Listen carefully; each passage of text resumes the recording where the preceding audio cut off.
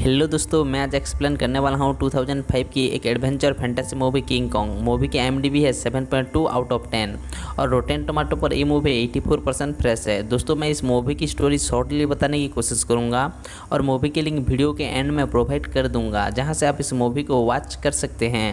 So please दोस्तों, आप video को एंड तक देखिए और वीडियो पसंद आए तो वीडियो को लाइक और चैनल को सब्सक्राइब कर देना। तो फिर चलिए दोस्तों, वीडियो को स्टार्ट करते हैं।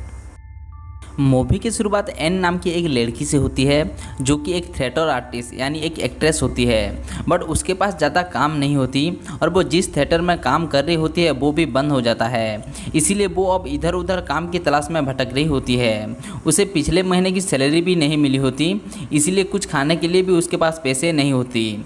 तभी एक दूसरे थिएटर के मालिक एन को एक एड्रेस देता है और वहाँ जाने के लिए कहता है। एन वहाँ जाना नहीं चाहती थी, बट काम की तलाश में वो वहाँ जाती है। सीन एक डायरेक्टर की ओर जाता है जिसका नाम काल्स होता है और वो नेचर और विल एनिमल पर मूवी बनाता है। बट काल्स एक बहुत बड़ी मतलबी और सनकी इंसान होता है। वो हमेशा सिर्फ अपने फ़ायदे के बारे में सोच रहा होता है। वो यहाँ प्रोड्यूसर को अपनी नई मूवी पर पैसे इन्वेस्ट करने के लिए समझा रहा होता है, बट प्रोड्यूसर पहले से उस पर यकीन करके डूब चुके थे। इसीलिए वो अब काल्स की कोई मूवी पर इन्वेस्ट करना नहीं चाहते थे। काल्स उन्हें बताता है, मैं अपनी अगली मूवी एक ऐसे आइलैंड पर शूट करने वाला हूँ जिसके बारे में किसी को भी पता नहीं और वो आइलैंड मिस्ट्री से भरी है।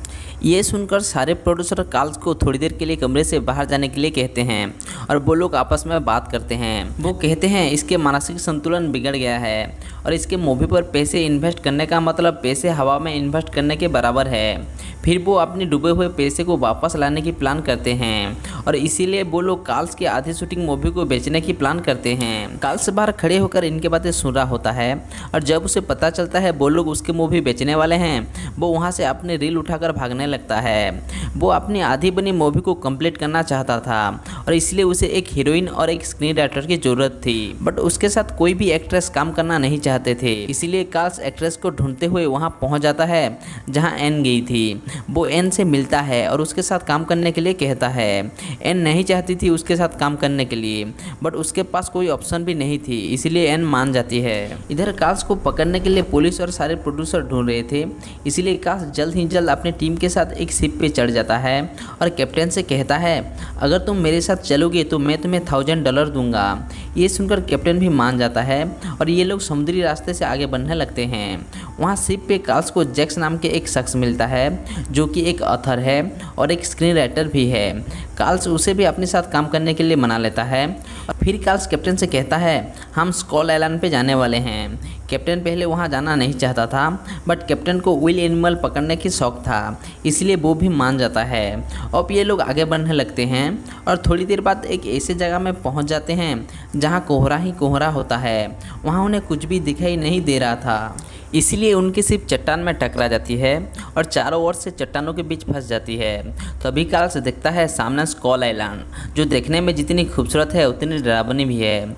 क्रू मेंबर वहां जाने से मना कर देते हैं क्योंकि उन्हें पता होता है जो भी वहां गया है वो कभी वापस लौट नहीं पाया। क्रू मेंबर के मना करने के बावजूद भी काल्स एक छोटी सी बोट से अपनी टीम के साथ टापू की ओर बढ़ने लगता है। वहां पहुंचने के बाद सबसे पहले इनकी मुलाकात वहां रहने वाले आदिवासियों से होता है। काल्स कहता है, कुछ नहीं करेंगे ये लोग, बट तभी वहाँ छुपे हुए बहुत सारे आदिवासी इन पर हमला कर देते हैं और एक एक करके इन्हें मारने लगते हैं।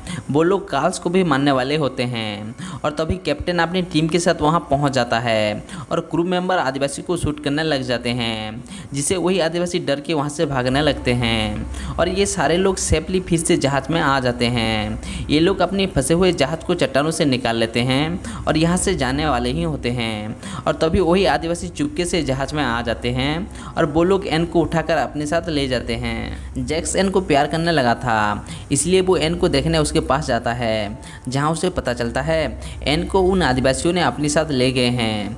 जैक्स जहाज रोकने के लिए कहता है और फिर से ये लोग एन को ढूंढने वही टापू में आ जाते हैं। इधर वो आदिवासी एन की बलि देना चाहते थे, इसलिए उसे पूरी तरह से तैयार कर लेते हैं और एक बम्बू से बने लिफ्ट से दूसरे साइड भेज देते हैं।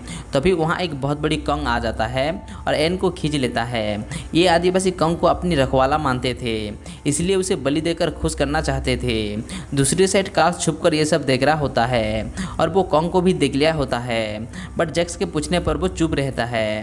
अब ये लोग एन को ढूंढते हुए एक ऐसी जगह में पहुंच जाते हैं जहां बहुत सारे डायनासोर होते हैं, बट वहां भी कार्ल की वजह से वो डायनासोर इनके और बढ़ने लगते हैं और ये लोग जान बचाने के लिए भागने लगते हैं।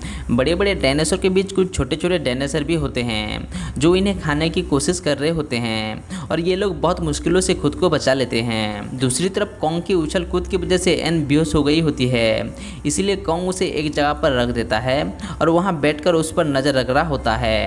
थोड़ी देर बाद जब एन को होश आती है वो वहाँ से छुपके से भागने की कोशिश करती है, बट कॉन्ग उसे देख लेता है और उसके सामने आ जाता है। अब तक एन ये समझ चुकी थी कि कॉन्ग उसे मारना नहीं चाहता, वरना कब का उसे खा चुका होता।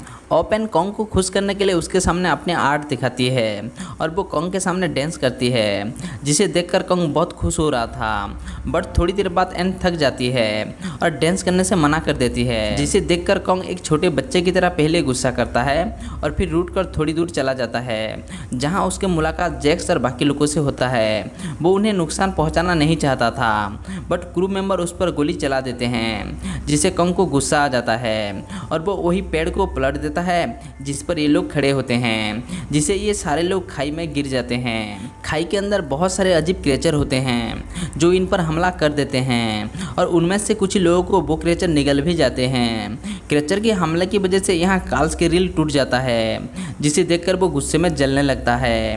तभी फिर से यहाँ कैप्टन आकर इनकी मदद करता है और इन्हें बचा लेता है। इधर कॉन्ग के जाने के बाद एन फिर से भागने की कोशिश करती है और वो भागते भागते एक डायनासोर के पास पहुंच जाती है। डायनासोर भी उसे देख लेता है और उसे खाने के लिए उसके पीछे लग जाता है। एन खुद को बचाने के लिए भाग रही होती है और वो भागते भागते एक खाई में गिरने वाली होती है। तभी कॉन्ग वहां आ जाता है और उसे कैच कर लेता है। यहाँ कॉन्ग डायनासोर के साथ बहुत देर तक फाइट करता है और इनमें वो उन तीनों डायनासोर के मुंह फाड़ कर उन्हें मार देता है। एन यहाँ समझ जाती है कॉन्ग डायनासोर के साथ सिर्फ उसे बचाने के लिए फाइट किया, वरना वो अपने रास्ते में उसे छोड़कर जा सकता था। बट कॉन्ग एन से अभी भी नाराज है, इसलिए वो उसे वहाँ छोड़कर जाने की एक्टिंग करता है और फिर उसे अपनी कंधे में बैठाकर एक माउंटेन की टॉप पर ले जाता है, जहाँ वो दोनों खूबसूरत सनसेट की मजा लेते हैं। वहाँ एन कॉन्ग के हाथ में सो जाती है। तभी वहाँ जैक चुपके से पहुँच जाता है और एन को अपने साथ चलने को कहता है। तभी कॉन्ग भी जाग जाता है और वो जैक पर हमला कर देता है, क्योंकि वो नहीं चाहता था कोई एन को उससे दूर ले जाए। वहाँ बहुत सारे चंगादड़ होते हैं जो कॉन्ग पर हमला कर देते हैं और मौका देखकर जैक एन को अपने साथ लेकर चला आता है। एन और जैक शिप तक पहुँच जाते हैं, जहाँ एन देखती है कार्ल और सारे क्रू मेंबर कॉन्ग को पकड़ने के लिए पूरी तैयारी के साथ हैं। ये देखकर एन को बहुत दुख होती है, क्योंकि वो जानती थी कॉन्ग बेवजह किसी को नुकसान पहुंचाना नहीं चाहता, बट कार्ल एक घटिया इंसान होता है, इसीलिए वो कॉन्ग को पकड़कर शहर ले जाना चाहता था और वो अच्छी तरह जानता था एन के लिए कॉन्ग जरूर आएगा। और तभी सचमुच कॉन्ग वहाँ पहुँच जाता है। ये लोग उसे पकड़ने की काफ़ी कोशिश करते हैं, बट नाकामयाब होते हैं। फिर कार्ल कॉन्ग के ऊपर बहुत सारे क्लोरोफॉर्म की बोतल से हमला करता है, जिससे कॉन्ग वहाँ बेहोश हो जाता है। एन रोते हुए उसे छोड़ देने के लिए कह रही थी, बट कोई उसके बात सुन नहीं रहे थे। फिर कार्ल शहर पहुंचकर एक बड़ी सी थिएटर बुक करता है और एक शो ऑर्गेनाइज करता है, जहां बहुत सारे लोग टिकट खरीदकर कॉन्ग को देखने आते हैं, जिससे कार्ल को बहुत प्रॉफिट होता है। वो कॉन्ग को बांध कर रखा होता है और अभी भी कॉन्ग बेहोश होता है। वो कॉन्ग के सामने एन जैसी दिखने वाली एक लड़की को लेकर आता है और कहता है, देखो इतने बड़े जानवर कैसे एक लड़की की बस में है। तभी कॉन्ग भी जाग जाता है और अपने पास एन को ना देखकर वो बहुत गुस्से में आ जाता है और सारे भेड़ियों को तोड़कर वो एन को ढूंढने लग जाता है। सारे लोग इधर उधर भाग रहे थे, बट कॉन्ग किसी पर भी हमला नहीं कर रहा था, बस वो एन को ढूंढ रहा था। वहाँ जितने सारे एन जैसी दिखने वाली लड़कियाँ होते हैं, सबको वो अच्छी तरह से चेक कर रहा था, कहीं ये एन तो नहीं है। बहुत ढूंढने के बाद इनमें उसके सामने एन आ जाती है, जिसे देखकर कॉन्ग बहुत खुश हो जाता है। मानो जैसे अगर वो बोल पाता तो एन से पूछ लेता, मुझे छोड़कर तुम कहाँ चली गई थी।